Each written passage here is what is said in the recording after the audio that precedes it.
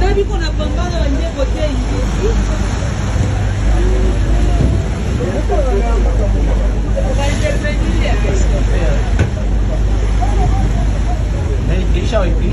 Awali kikubali kali kwa ndani ndio tunafanya.